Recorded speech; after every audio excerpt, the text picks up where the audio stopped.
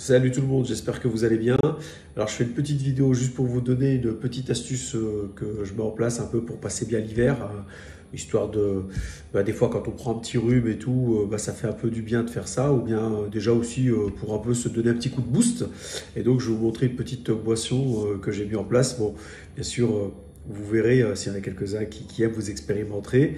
Et il y aura quelques recommandations que je vous ferai quand même en fin de vidéo pour pas, on va dire, commettre quelques petites erreurs dans le dosage. Voilà. Et puis certains éléments que je vais vous présenter. Alors, la première des choses que j'utilise, moi, c'est de l'eau de mer.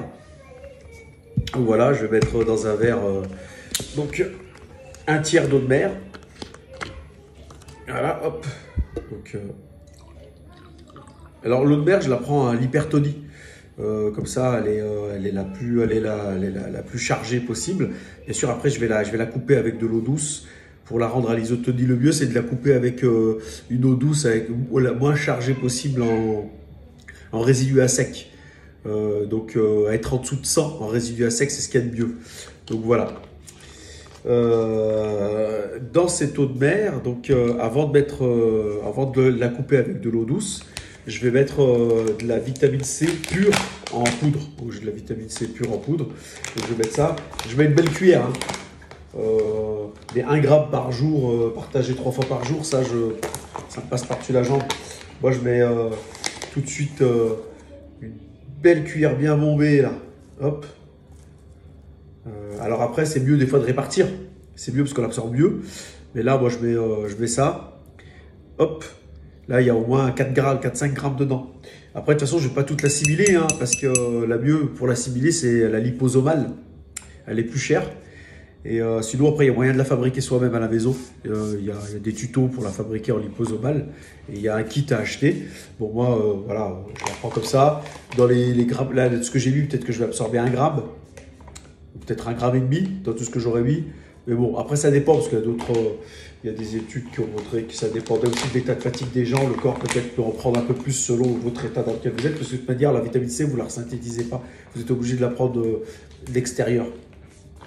Parce que comme les saumons, le cochon d'Inde ou même l'être humain et certains primates, on ne fabrique pas notre propre vitamine C. Donc on est obligé de la prendre par voie extérieure. Voilà, donc là pour l'instant on est à cette phase-là. Donc là je vais touiller un peu le tout. Voilà. Après avoir touillé le tout, donc je vais rajouter maintenant de l'eau douce. Donc là, l'eau douce comme je vous ai dit tout à l'heure, prenez la moins chargée possible. La Monroku, elle est pas mal, sinon il y en a d'autres, hein, d'autres marques, hein, vous verrez. Voilà.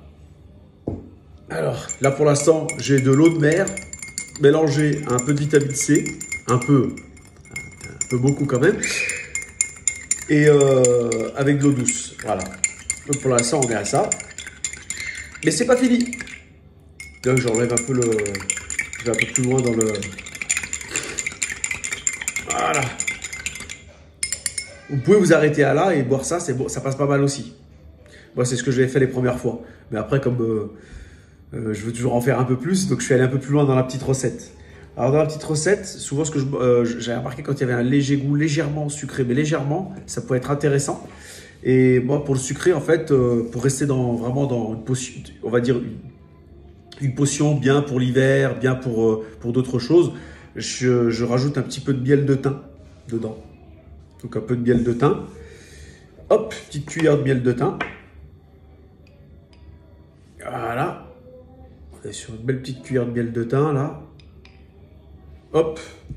Alors, elle ne va pas complètement être dissoute dans l'eau. Il va en rester un peu sur la cuillère parce que comme l'eau, elle est en température ambiante, elle n'aide pas forcément elle se dissout pas trop bien. Mais c'est mieux à la limite que de la mettre dans de l'eau chaude parce que l'eau chaude avec l'eau légèrement tiède, l'eau de mer, ça apprécie pas trop. Donc, c'est bien de garder quand même à température ambiante. Et puis après, l'avantage aussi de faire ça, c'est qu'on garde les propriétés du miel. L'avantage de le garder avec une eau à température ambiante, c'est quand même plus agréable, on va dire mieux pour les propriétés du miel. Miel de thym, parce qu'au moins, avec le miel de thym, on va jouer un peu. Voilà, le miel de thym, c'est reconnu pour jouer sur la voie orale, un peu sur la voie orale plutôt. La voie orale, donc c'est intéressant. Voilà. Donc là, vous avez une boisson.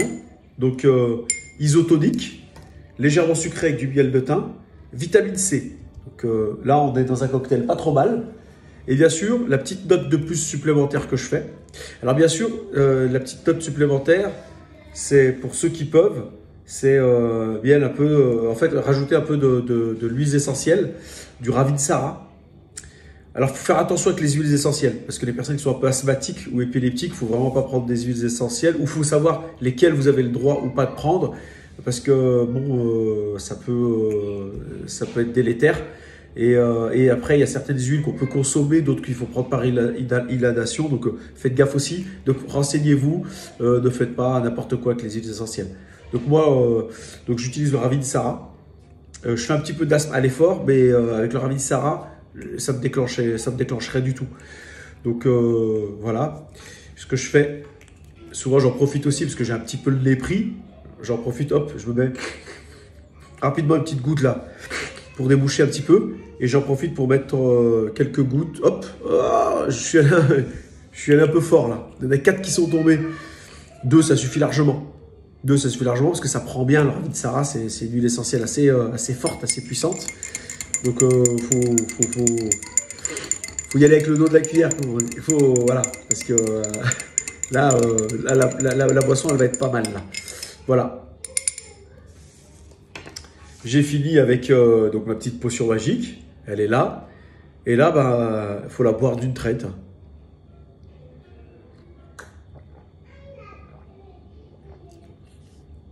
Elle est pas mal. Alors le seul truc qu'il y a, c'est que si vous voulez pas la boire d'une traite, pour mieux assimiler tous les éléments, vous pouvez mettre ce verre-là, garder dans une petite bouteille, et vous buvez une petite gorgée tous les quarts d'heure ou toutes les demi-heures ou une fois par heure. Au moins, ça permet de diluer, en fait, de répartir la charge toute la journée. Voilà, ça, c'est pas mal. Hein, c'est une boisson qui est un peu acide parce que la vitamine C, elle va donner un peu cet aspect acide. Par contre, le sel, vous allez pratiquement pas le sentir dans la mesure où l'eau de mer, même si elle est l'hypertonie, elle est diluée un peu avec de l'eau, qui a une petite pointe de miel, une petite pointe de Ravinsara. Et un peu d'acide avec la vitamine C, donc vous le sentez pratiquement plus. C'est pas plus mal parce que c'est des fois un peu plus agréable que quand c'est trop salé. Donc voilà, donc je finis mon verre.